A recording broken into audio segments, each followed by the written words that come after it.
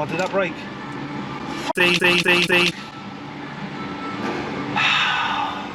Right, we had a bit. Oh, I've now I think I figured it out. I hope I have, because I've ordered the parts and I got them here. But this was a bit of an unusual one. Kept losing power, but yet the engine started all the time. Engine was ticking over perfect, just wouldn't go. Do you know what it is? Because it took me a while.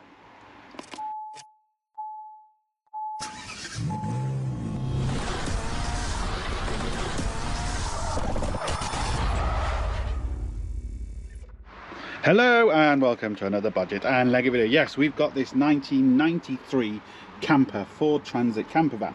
It's the 2.5 litre straight engine. These engines are just bulletproof. There's nothing really goes wrong with them.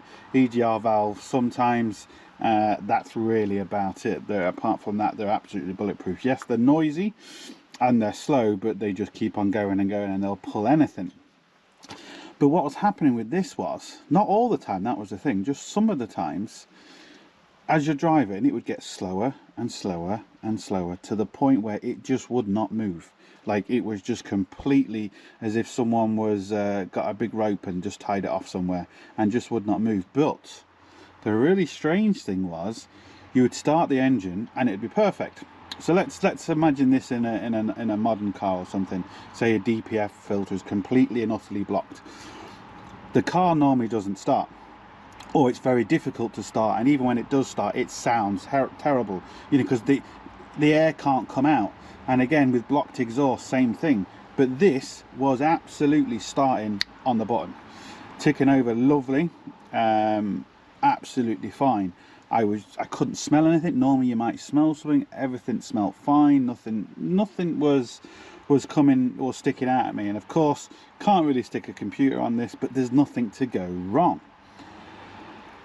And I don't know if it was just a bit of pot luck or, well, just pot luck really.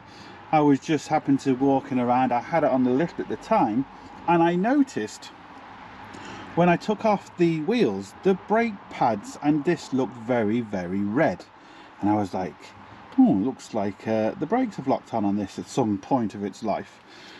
And this was before it happened to me, so I didn't really take too much notice of that. But anyway, as it turns out, the actual problem is the master cylinder is sticking. So what's happening is, when it did it to me the second time, and I remembered about the brakes, I went to the front wheel, or all the wheels to be honest, and the two front wheels were just so hot. But there weren't any brake smells. They were just really, really hot. And the back wheels were completely cold. I was like, oh, well, there we go. There's a problem. The brakes are locked on, and at this point, like I said, I had it on the lift again, and I just assumed, because again, didn't really know it was at the time, I just assumed it was you know, because the brakes look all crusted and rusted and the pads weren't moving. So I cleaned all them up and it was perfect, running for 2 or 3 days, absolutely perfect. And I said to the customer, look, it's fine, it's done. Then come back 2 or 3 days later, same problem again, brakes red hot. Anyway, as it turns out, it's the master cylinder. So what we were doing is, you can see this, but as I was driving, because again, you have to replicate it so you can see exactly what's going on, and it took a while, but I finally got it to where it was doing it. I got a hammer and I hit the end of this and the brakes freed up, perfect. So master cylinder, I've got a new one. It's not a genuine one, couldn't get a genuine one. Well, I don't think it's a genuine one. It's made by Delphi. I don't know who originally made this one, if it was TRW or who else, I'm not sure, can't really see anything on it. But anyway, we've got a replacement, a brand new replacement. I couldn't get repair kits or anything like that, and this is the only one I could get. So what we're going to have to do is replace the master cylinder. But it's unusual that because this is a camper also, this is an issue with these campers, because they don't get used all the time and they're in storage halfway through, you know, 6 months of every year, maybe a bit more. They don't get used all the time, so these sort of things happen. And this is 1993, so it's getting on a bit now. And yeah, so whatever's in there now, this most probably could be rebuilt, but again, you know, there's just no point. We've got a new one. I couldn't even get a rebuild kit even if I wanted to anyway. And sometimes with these, if a lot of water gets in, the actual piston and everything, they all start pitting and you can't rebuild them. they're just kind of gone beyond the point of rebuild, unfortunately. So this is a simple enough job to change, because we're out, as you can see, on stone floors in the customer's driveway. But to bleed the brakes is a completely another situation, and I'm hoping I don't have any issues with, you know, broken bleed nipples or anything like that, but time will tell. Right, so here is our new one. Very simple. This is the back. This is where the little plunger sits when you actually press the brake, and it pushes the fluid into all the lines. And yeah, so it's really easy on this one, just 2 bolts holding it on, but as you can see, they look very, very rusty, so if they break, we're in a lot of trouble. It's a new servo, which we don't want to go down that route. And then 3 pipes going into, which don't look too bad. That's not my problem. I think my biggest problem is going to be bleeding this bad boy on the floor, but I don't know. The next thing is oh, actually what I can see is, I never noticed that before. Let me show you this. Do you see? Look at that, it's leaking. See there? Didn't see that before. That servo doesn't look great either. What I was also going to do is I was going to put my normally when you do anything with brakes, to stop all the fluid coming out, you can put your foot or you put a piece of wood or a bar or something between the brake pedal and the seat to stop it, but in this case it's not going to make a difference. I'm replacing this, so it's just going to have to come off no matter what. It is what it is.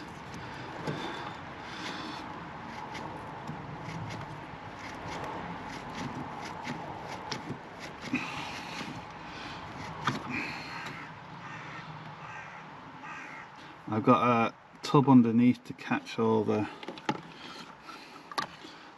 everything. That brake fluid looks really, really bad. But what we need to do is try and get this off without breaking it, which again is not necessarily the easiest thing to do, and it's not cooperating with me. What's new? Also, a lot of the times you buy these, you get a new reservoir with it, but in this case I didn't, which is a bit annoying. And I slowly lever it up. Did it pop the seals? Nope. That is in there. That is in there, people.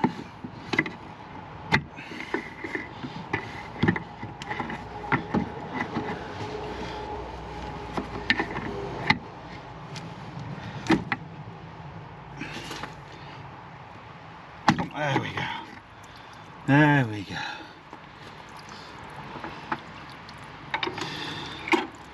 We'll persuade it very gently.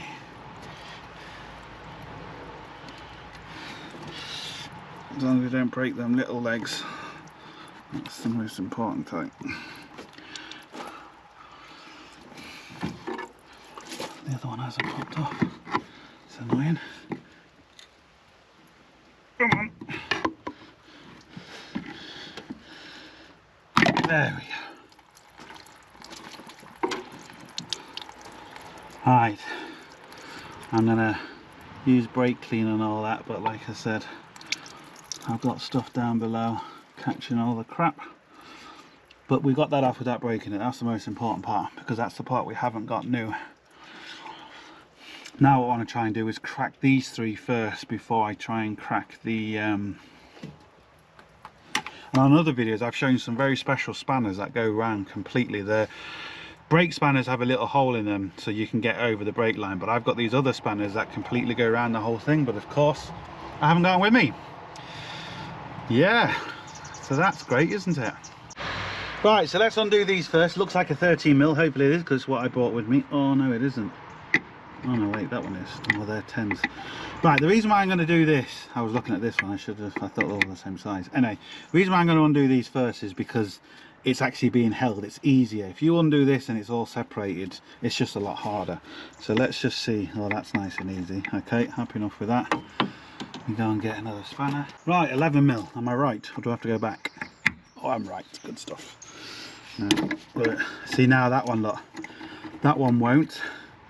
That one's welded itself in between there. But this one is good. So what I'm going to do, just for a second is use some heat. Because I'm replacing this, I can kind of get away with this.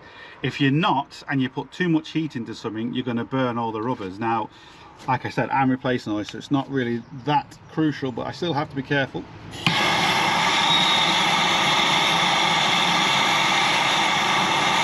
Shouldn't take long. That might be enough. Just enough to get it away from it. There we go, see that? Look. Perfect.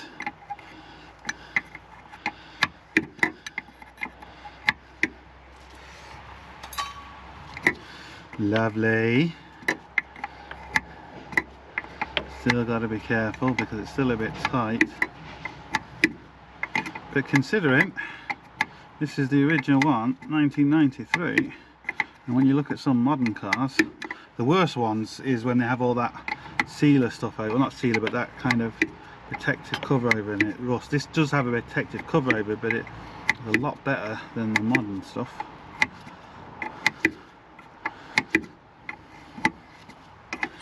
Just going to come out, because there's nothing worse than having to replace all these lines. It just takes a lot longer, more hassle, and you don't really want to do it if you can avoid it.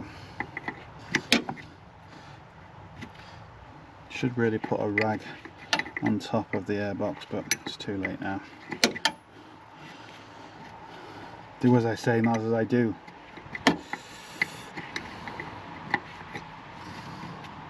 This is going to release all the fluid.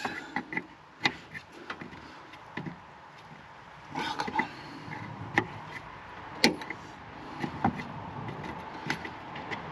There we go. Oh, it doesn't, because it must be the one that's... Anyway, now this one seems really free compared to the others. Yep.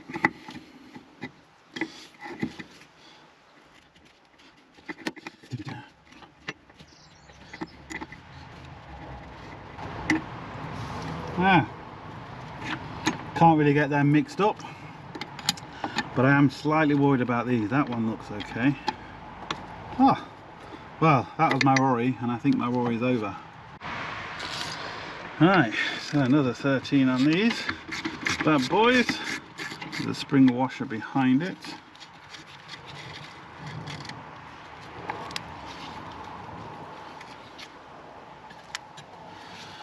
I presume it's never been changed before. I don't actually know. I mean, the servo's got a Ford sticker on, but that still could have been replaced before, just with a Ford genuine unit. So it is hard to say. Oh, look at that rust. Oh, this is not, I mean, even if this is not the problem, it's still very, very, very bad. Oh, wow. Look at that. Oh, isn't that beautiful? I'm just going to clean all that now. Wow, there's your problem. Right, so I've had a word with the customer. I've kind of told him, look, it's really pointless putting all this back together. Yes, that's just rust kind of coming through there, but the actual pin is completely rusted. It's all flaking off here and completely gone. It's been leaking inside there, so there's going to be a lot of brake fluid internally in there, which is not going to make the brakes work properly. And that seal here, if you can see, has just been absolutely burnt with brake fluid. So it is just one of them things that, yes, he needs a vehicle. It's a camper van, so he doesn't like need it, but he wants to use it.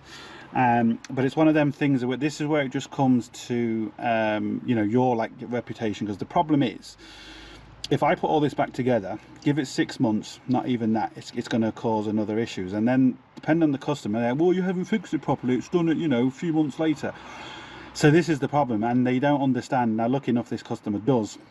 I've explained to him, and he just said, yeah, look, just buy a new one. So we're gonna try and source a new one. I cannot get it from a crowd that specialises in Ford's parts over here, which is a bit of a nightmare, because I can normally get it within a couple of days. So I'm gonna maybe have to go to the UK or something. But customers made the right decision, because it's one of them things that it would have kicked me in the arse. It just would have looked bad, and you know, you just got to kind of say, no, look, this needs to be replaced, this is the reason why. Even though I only originally diagnosed this part, and you can see when I lift them both up the differences. The part I diagnosed was right. This is just kind of preventive maintenance for the future that we're doing now, which is, you know, it'll cost more, and it doesn't technically need it yet, but it will. So yeah, this is the problem with mechanics, because this is when some people think mechanics are just screwing people. If I didn't say it and it failed within a few weeks or a few months, then the blame comes back on me that I didn't do my job properly. If I tell the customer, then I'm screwing the customer. So we can never win. It just depends how good your customers are, and lucky enough this customer is very good and he understands. I've sent him pictures of everything, all the rust, all the build up, and he just said, no, look, replace it. So now we're going to have to wait. It's going to be a few seconds for you, maybe 2 weeks for me. Right, so like I said, a few seconds for you, nearly 2 weeks for me. Custom's just been a nightmare getting this through. But anyway, look, so another thing I wanted to point out is, look at this here. Look at all that cracked rubber there. So this has had its time. Look, all the paint coming off. And it's going to be full of brake fluid as well. So let's look at the new one. It's not a genuine one, but I couldn't get a genuine one. It's a good aftermarket one, and you can see the difference of all the new stuff. And lucky enough, we've only got 2 bolts. Sometimes there's 4 here.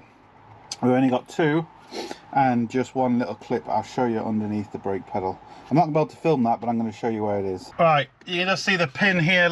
So that's the pin on the brake pedal. That's what pushes the lever in and out. And hopefully you can see one of the bolts there. Look. You see it? There we go. And the other one is just there. So to be fair, it's not the worst ever one. Sometimes these are a nightmare to do because there's no room, because you have to get underneath the dash. They can be an absolute nightmare, but this, to be fair, isn't too bad. So let me whip that out, and then we will put it all back together. Hardest part of this job is going to be bleeding the brakes.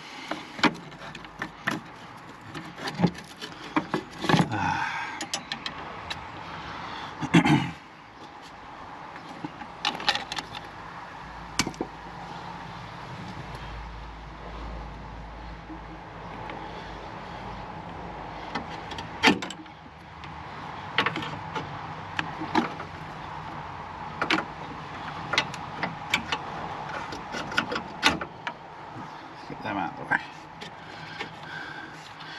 Try not to earth off the battery, but there isn't enough room without taking the battery out, which I really didn't want to do.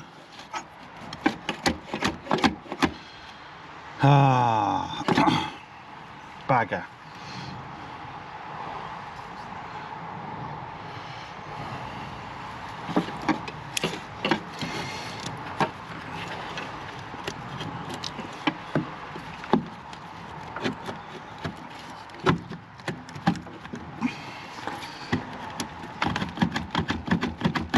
There we go. Got it. Right, well, good things is we haven't got any rust really around there, which obviously makes things a lot handier. Let's have a close look at this to see how bad it is. Got all the rust. Can you hear that? Ready? Oh, look at it. Look at that. It's all over me. Ready? Oh, look at that. Lovely rust. Rusty brake fluid. And just see how bad it is. It is bad. So just like I thought, it was full of brake fluid. rusty old crappy brake fluid. Let's get the new one on. Right, I've just done a quick YouTube short on how to do this, because I've now got to put this back into like a blind hole. I can't see what I'm doing. The bolt kept falling out, and just get a bit of plastic paper, plastic bag, put it in there. This bolt will not fall out. I can get it in, screw it, bash it up, boom, sorted. Because it's right in there, and I just can't see. You can't get your fingers to it. So when you can't get your fingers to it to start it, this is a great tip. Right, I just wanted to show you this little pin here. This is a little pin that holds the actual brake pedal into the cylinder itself. And we're all in. But one thing I do want to say is, before you put any bolts in, make sure that this is in the middle of the brake pedal. Make sure it's not on one side. Yes, you can push it back in and line it back up, but it's just a bit easy when you push it in. Make sure you line up your brake pedal at the same time. Also, I was having an issue with trying to get the servo to stay in there, because it kept falling out, and of course the threads were coming out and I couldn't get enough. So just a little piece of wood, just wedged it. A little piece of wood, don't need that anymore. And yeah, a lot easier. Now,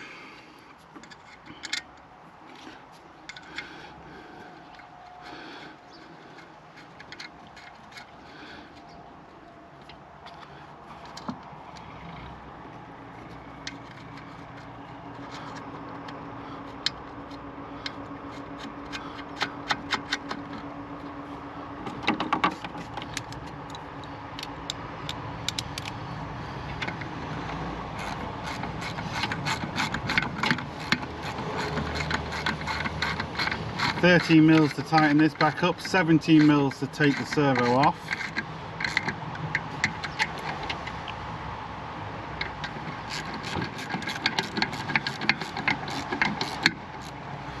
And now we've got nice, new, shiny things.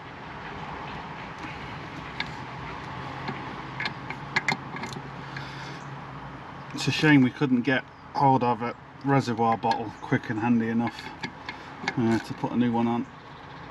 Not that it's anything wrong with it, it's just, you know, the looks of it compared to everything else, it just would have been nice, but not the end of the world. Right, let's double check that now, make sure that is on. The wobbly extension makes all the difference. Yep, we're good. So we'll now put this back in before we forget. Right, you have to be careful with these rubber grommets. You see them in these, you see them in the water jets for the windscreen wipers, and they have a tendency, if you don't lube them up, you'll push them right the way in. That's just some silicone grease, or silicone spray, sorry, not silicone grease, and even that should be easier. Put a bit on here. Like I said, if you don't do this, you'll push the rubber grommet inside and you'll be in a lot of trouble. There we go. Now, lovely. That'll just evaporate away now. Right, keep dodging the showers because it's bloody raining, obviously. Otherwise I wouldn't be dodging the showers. It's kind of obvious. Took the wrong ones out as well, I wasn't looking.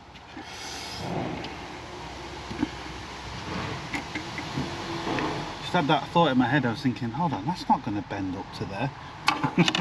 Oh, fucking idiot. Right, let's put all these back in the right place before we attempt to screw them in.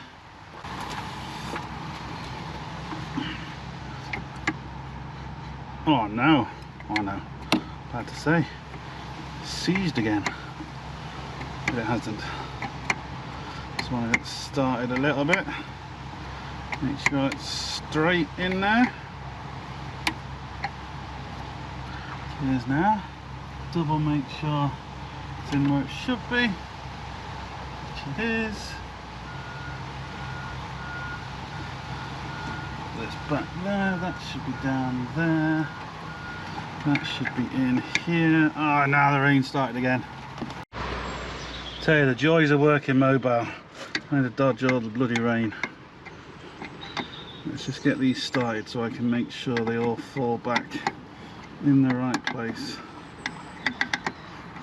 because you don't want to force these need to go in nice and easy. Right, so let's just clip all them back into where they should be. That's all clipping in, that's all clipping in. Okay, the top ones anyway, or the side ones, screw all the way in.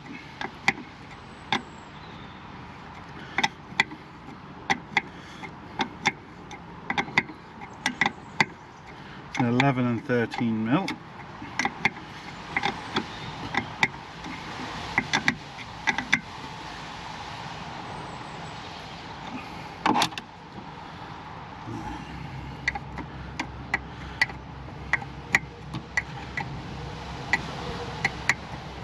Definitely easier to put these in without putting the bottle on first, just gives you that little bit more room. This was the one that was seed, I believe. Put a bit of heat to this one if I remember correctly.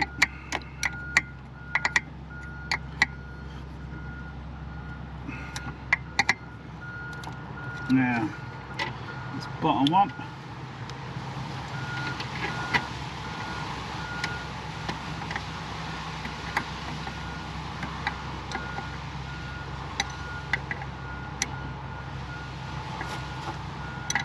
Can't see what I'm doing now, and that is going in wonky-mudded. You don't want it going in wonky-mudded, you need it going in straight.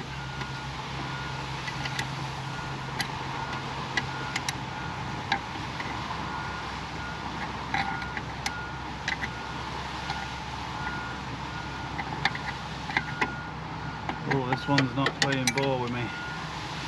Could have got slightly twisted maybe.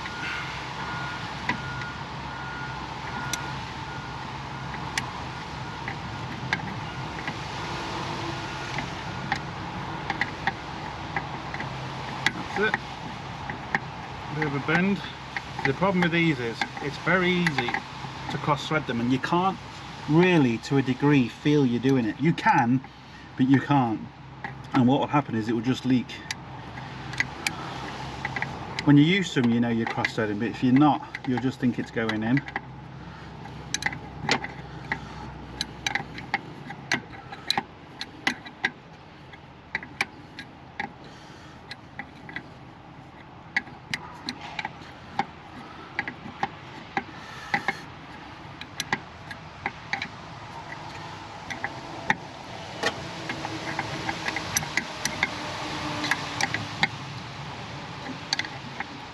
Now, perfect. I think I forgot to say, I took off the battery connection, which allowed that to slide in a lot easier. What we got to do now is get the reservoir bottle back on. Right, so again, old silicone spray is going to be your best mate here.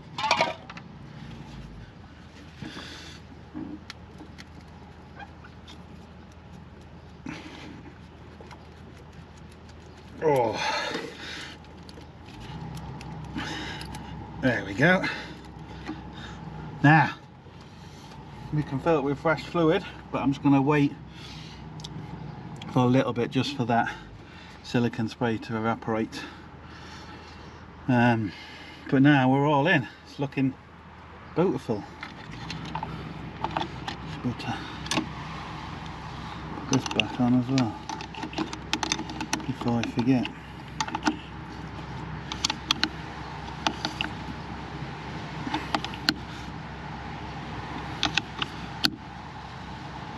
Now we got to do, which is the hardest bit, is bleed the whole system. Right, I've got a little trick when you do this to help you bleed the system easier. You still have to bleed it completely, it just helps. So we need to fill this first, full of nice fresh brake fluid. Now I do have a big huge brake bleeder, but I don't have it with me. It will work mobile, it's just a big unit and it's awkward to carry.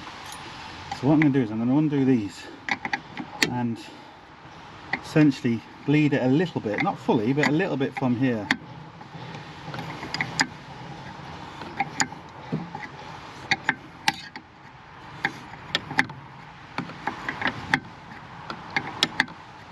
I want to do a full, even if this was to completely bleed it, which it won't, but let's just imagine it did.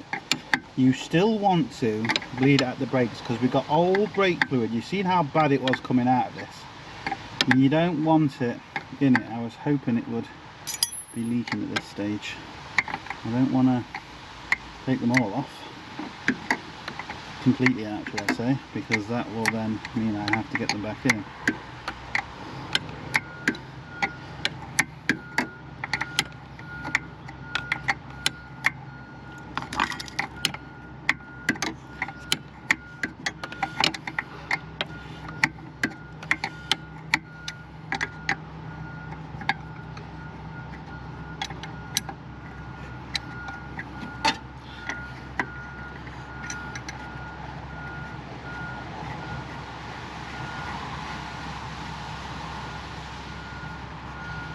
Alright, come on. Work with me.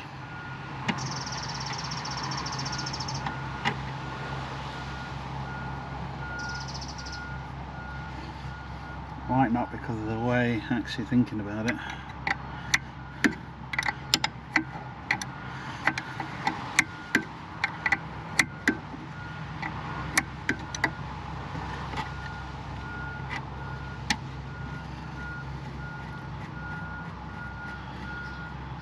What I might need to do is just give it a few little pumps first. Just get everything moving.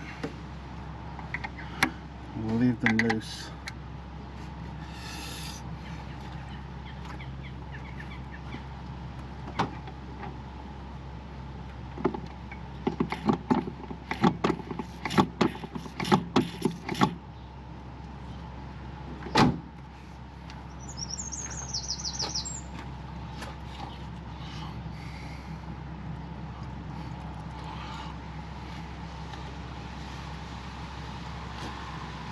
Now we're getting something at the bottom now. We are getting something at the bottom. Yep. There we go.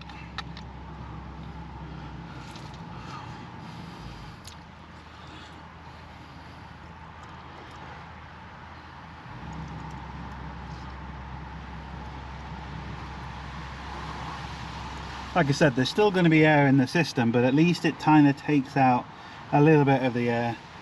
Makes our bleeding that little bit easier.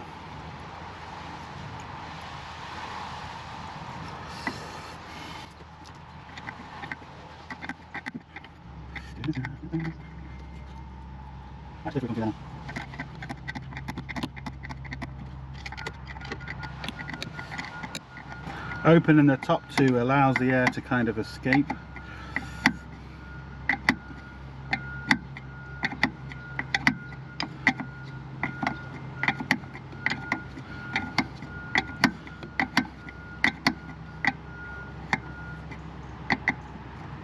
Normally I would do the brake furthest away from this as possible, which in this case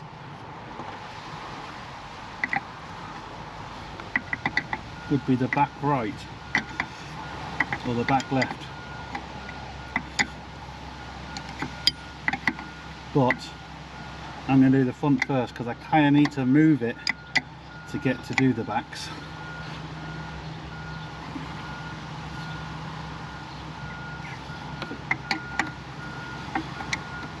And it'd be nice to have some kind of brakes when I'm moving it, because I might have to move this to another shed just down the road to do this properly. I don't know yet. It's literally only not even half a mile away, but I have to cross a road to get to it. Only 400 meters, but still, to have front brakes at least would be something.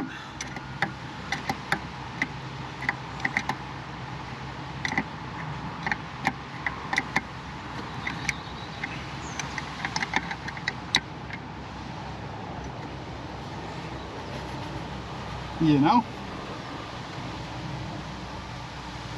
Now that's all like that, I'm just gonna pump the brake pedal a few times.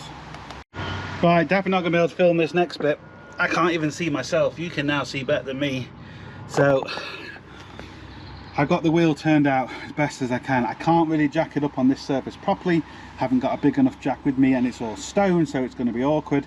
So what I need to kind of do is just blindly open this bleed nipple, stick my head underneath there somehow, don't ask me how, and try and undo this and just let it gravity bleed for the minute.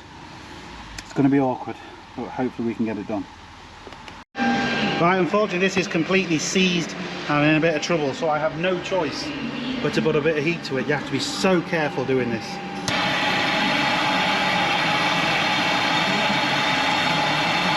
You don't want to do it for too long because you'll burn all the seals, you do so much damage, but I have no choice. The other side was the same.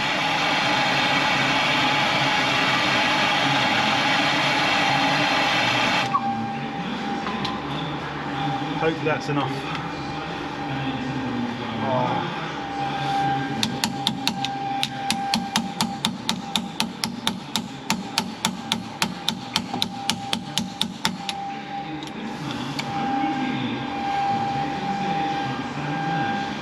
Nope.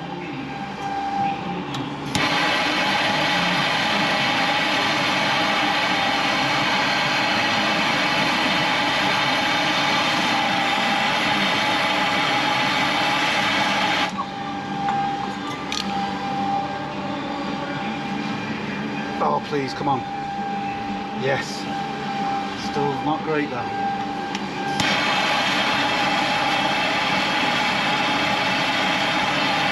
This is too much heat now. I'm seriously pushing this.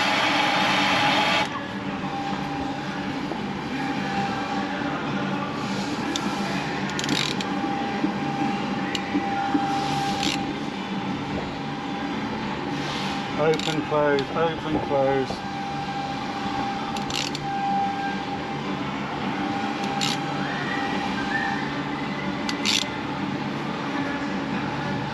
Oh no.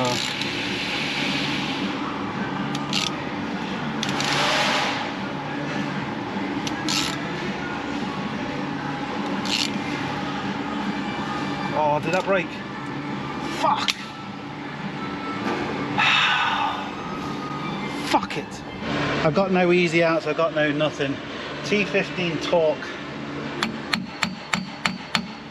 Hammered in. Oh, hopefully this works. I'm already struggling with the heat. I'm putting way too much heat into this caliper.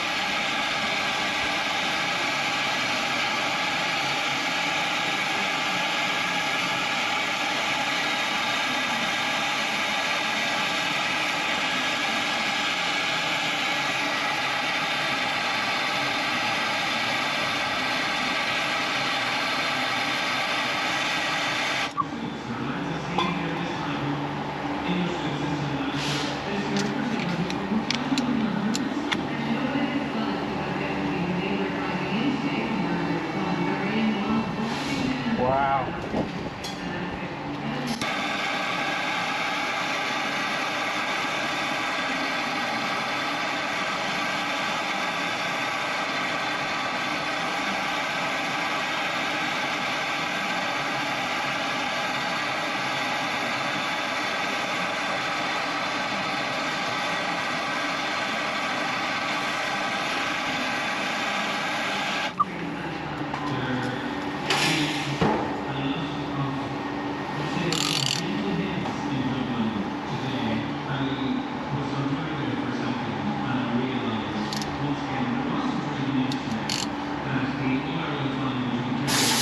Wow. I can't put any more heat through that.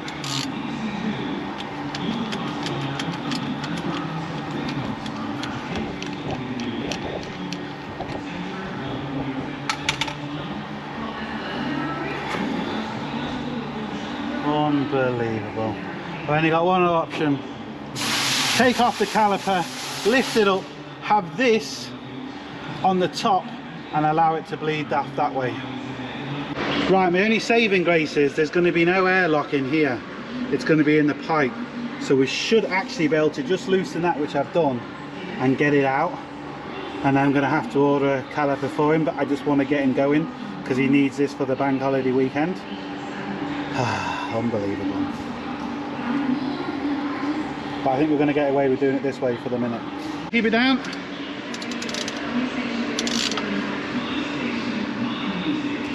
Okay, pump.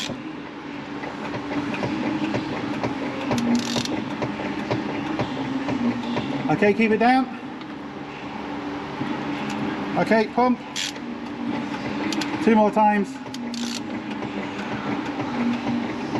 Keep it down. Okay, pump.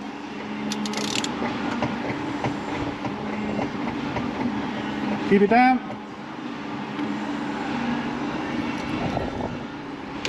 And pump.